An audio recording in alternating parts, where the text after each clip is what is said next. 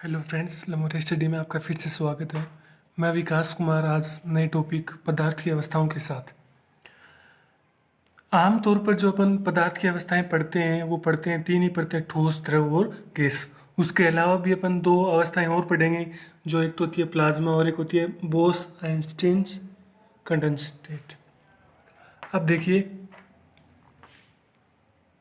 ठोस, द्रव और गैस, इनको अपन इनके आपस में अंतर के आधार पर पढ़ेंगे। पहला अंतर करेंगे आकृति के आधार पर, ठीक है।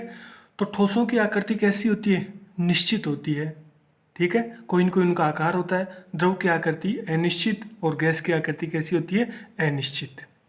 आयतन, ठोसों का आयतन निश्चित होता है, द्रव का भी आयतन निश्चित होता है, लेकिन गैसों का आयतन अनिश्चित होता है। घनत्व, ठोसों का घनत्व कैसा होता है? अधिकतम होता है, यानी ज्यादा होता है। द्रव का घनत्व जो होता है वो ठोस से तो कम होगा और गैस से ज्यादा होगा, और गैस का घनत्व क्या होगा? सबसे कम होगा, यानी न्यूनतम। देखो, घनत्व की बात करें तो क्या होता है कि जैसे मान लो, घनत्व से तात्पर्य यही है कि उसके अंदर जो कण है वो कितने दूर दूर है या पास पास है, वही होता है। यानी कि अगर कण बहुत ही पास पास होते हैं किसी पदार्थ के अंदर, तो उसका क्या होगा? घनत्व ज्यादा होगा। और अगर कण दूर दूर है तो वो क्या होगा? घनत्व कम होगा। तो ठोसों के अंदर क्या होता है, जो उनके कण होते हैं वो क्या होते हैं? बहुत ही पास पास होते हैं, जिससे उनका घनत्व ज्यादा होता है। द्रव में ठोसों की अपेक्षा कम, लेकिन गैस से ज्यादा, और गैस में न्यूनतम होता है। संपीड़ितता, यानी उनको कंप्रेस करने की जो एबिलिटी होती है, कंप्रेस जो होता है, संपीड़ितता जो होती है वो ठोसों में नहीं होती। यानी कि ठोसों को कंप्रेस नहीं किया जा सकता, कंप्रेस नहीं किया जा सकता, ठीक है। यानी कि असंपीड्य होते हैं। द्रव में क्या होता है? गैस से तो कम होती है और ठोस से ज्यादा होती है। यानी कि द्रव के अंदर संपीड्यता गैस से तो कम होगी और ठोस से ज्यादा होगी, और गैसों में संपीड्यता सबसे ज्यादा होती है। यानी कि संपीड्यता, अगर सीधी से बात करें तो संपीड्यता किसका गुण है? गैसों का गुण है। और अगर बात करें अपन क्रिस्टलीयता की, तो ठोस पदार्थ जो होते हैं वो क्रिस्टलीय होते हैं और द्रव पदार्थ अक्रिस्टलीय होते हैं। स्थितिज ऊर्जा और गतिज ऊर्जा में संबंध किस प्रकार से है कि ठोसों की जो गतिज ऊर्जा होगी उसका मान स्थितिज ऊर्जा से कम होगा। यानी कि ठोसों के लिए, यानी ठोस पदार्थों के लिए गतिज ऊर्जा का मान स्थितिज ऊर्जा से कम होगा। द्रव के लिए गतिज ऊर्जा का मान स्थितिज ऊर्जा के मान से ज्यादा होगा, और गैसों के लिए गतिज ऊर्जा का मान स्थितिज ऊर्जा के मान से बहुत ज्यादा होता है। अंतराणविक बलों के आधार पे, तो ठोस के अंदर हमने क्या पढ़ा था कि उनके कण पास पास होते। पास पास कब होंगे? जब उनके बीच में लगने वाला जो बल होगा वो कैसा होगा? प्रबल होगा। यानी कि ठोसों में अंतराणविक बल प्रबल होता है। द्रव के अंदर ठोस से तो कम होता है लेकिन गैस से ज्यादा होता है, और गैस में क्या होता है? दुर्बल अंतराणविक बल कार्य करता है। अब गति की स्वतंत्रता के आधार पर देखो, ठोसों में क्या होता है?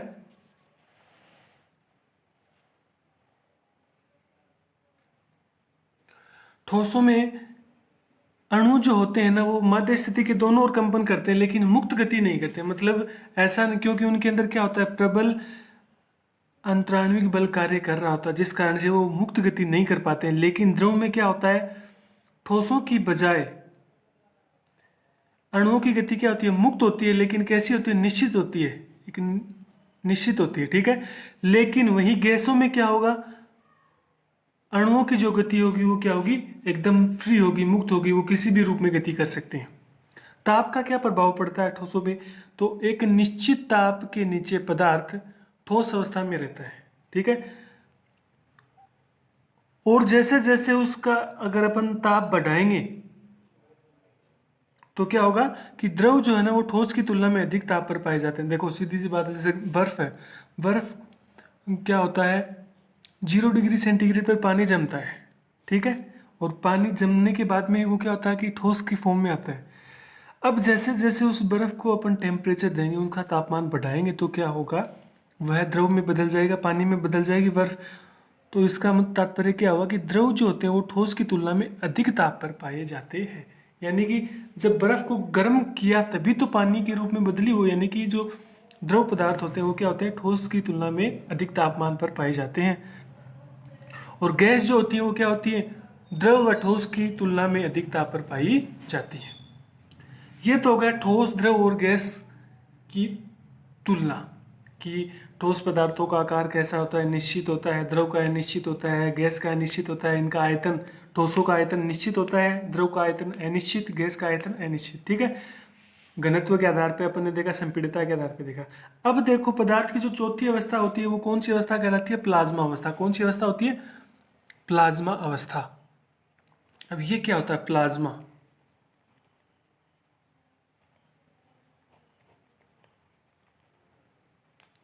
यानी पदार्थों की चतुर्थ अवस्था जिसमें क्या होता है, माध्यम है ना धनात्मक तथा ऋणात्मक आवेशों के रूप में बदल जाता है। ठीक है, वो क्या कहलाती है, प्लाज्मा कहलाती है। जैसे सूर्य के अंदर जो एनर्जी होती है, ठीक है, वो प्लाज्मा के रूप में ही होती है। जो तारों में जो वायुमंडल है, जैसे सूर्य है, वो विसर्जन नलिका है, वो कौन सी अवस्था का है, प्लाज्मा अवस्था है। अर्थात पदार्थ की गैसीय अवस्था को ताप दिया जाए ना तो उसका क्या हो जाता है, आयनीकरण हो जाता है। ठीक है, पदार्थ की गैसीय अवस्था को ताप दिया जाता है तो उसका क्या हो जाता है, आयनीकरण हो जाता है। यानी कि मान लो आपके पास कोई परमाणु है, ठीक है, आपके पास परमाणु हो तो आपको पता है कि परमाणु के नाभिक के अंदर क्या होते हैं, प्रोटॉन और न्यूट्रॉन होते हैं। यानी कि नाभिक क्या होता है, धनावेशित होता है, और इलेक्ट्रॉन जो होते हैं वो क्या होते हैं, बाह्य कक्षा में चक्कर लगाते रहते हैं। अब अपन गैसीय अवस्था को, यानी कोई पदार्थ है जिसकी गैसीय अवस्था है, और उस गैसीय अवस्था को अगर अपन ताप देते हैं, यानी कि उसको गर्म करते हैं, तो गर्म करेंगे तो क्या हो जाएगा, गर्म करने पर ये जो परमाणु है इसका क्या हो जाता है, आयनीकरण हो जाता है। आयनीकरण का मतलब उसके धनात्मक कण और ऋणात्मक कण क्या हो जाते हैं, अलग अलग हो जाते हैं, और यही अवस्था क्या कहलाती है, प्लाज्मा अवस्था कहलाती है।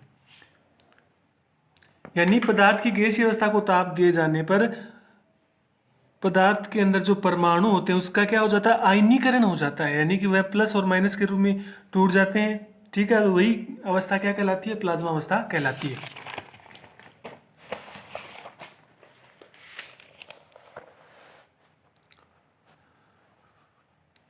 यानी कि पदार्थ की वह अवस्था जिसमें पदार्थ में उपस्थित परमाणु अपनी आयनिक अवस्था में आ जाए तो वो क्या कहलाती है, प्लाज्मा अवस्था कहलाती है। पांचवी जो अवस्था होती है, जो भारतीय साइंटिस्ट थे सत्येंद्र नाथ बोस, उन्होंने 1921 के अंदर ये बातें बताई थी। लेकिन उस समय क्या था कि तकनीकी का अभाव था, तो उनका जो प्रयोग था वो दुनिया के सामने नहीं आ सका। ठीक है, लेकिन उन्होंने क्या बताया था, उन्होंने क्या कहा कि बहुत ही कम घनत्व वाली गैस को अत्यंत कम तापमान के तहत ठंडा करने पर अपने को कौन सी अवस्था प्राप्त होगी, बोस आइंस्टीन कंडेंसटेट, यानी कि बोस आइंस्टीन घनीभूत अवस्था प्राप्त होगी। 1921 की बात थी। इसी बात के ऊपर, इसी बोस आइंस्टीन कंडेंसटेट, अब इसमें आइंस्टीन का नाम कहाँ से जुड़ गया, बोस ने ये बात बताई थी तो आइंस्टीन ने क्या किया था, इनका समर्थन किया था कि हाँ भाई तकनीकी की कमी है अभी तो, लेकिन भविष्य में जब तकनीकी ज़्यादा उन्नत होगी तो उस समय इस अवस्था को प्राप्त किया जा सकता है। इसी बोस आइंस्टीन कंडेंसटेट के ऊपर 2001 के अंदर तीन वैज्ञानिक थे, कार्नेल, कैटरले और वीमन, उन्होंने एक्सपेरिमेंट किया था और इस पांचवी अवस्था को प्रमाणित किया था। ठीक है, जिसके लिए उन्हें 2001 में क्या हुआ था, भौतिकी का नोबेल अवार्ड भी मिला था। अब देखो पांचों अवस्थाओं को देखो किस प्रकार से। मान लीजिए आपके पास ठोस है, ठीक है, ये द्रव, गैस,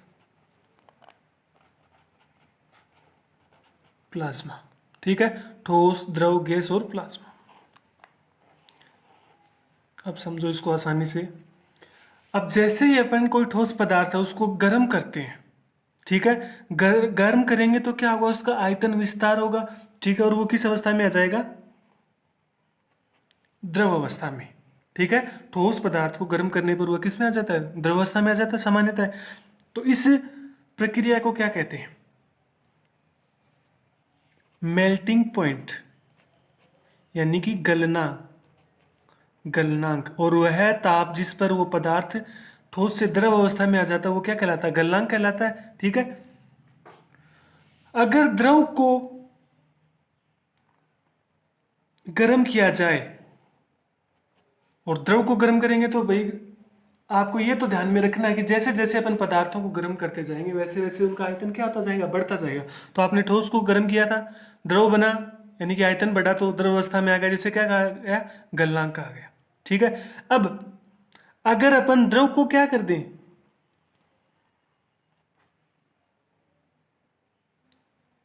वापस ठोस अवस्था में ले आए, यानी कि वह ताप जिस पर क्या हो जाए, द्रव जो है वो किस में बदल जाए, ठोस अवस्था में बदल जाए, तो वो क्या कहलाएगा, हिमांक बिंदु,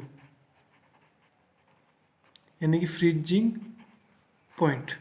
यानी ठोस को गर्म करने पर तो क्या मिला आपको, द्रव। ठीक है।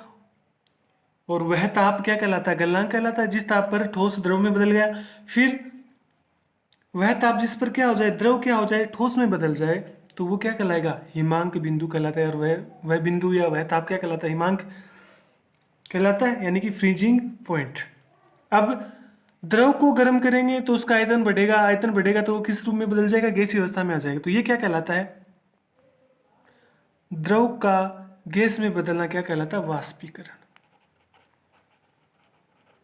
Evaporation, evaporation. ठीक है। आपने द्रव को गर्म किया तो वो क्या बन गया था, गैसीय अवस्था में चला गया, जिसे क्या कहा जाता है, ई वो वेपोरेशन कहा जाता है। अब देखो, अगर गैस को अपन किस अवस्था में ले आए, द्रव अवस्था में ले आए, तो वो क्या कहलाएगा, संघनन। क्या कहलाएगा, संघनन। यानी वह ताप जिस पर कोई गैस किस में बदल जाए, द्रव में बदल जाए, तो वो क्या कहलाता है, संघनन कहलाता है। यानी कि वह ताप क्या कहलाएगा, संघनन कहलाएगा।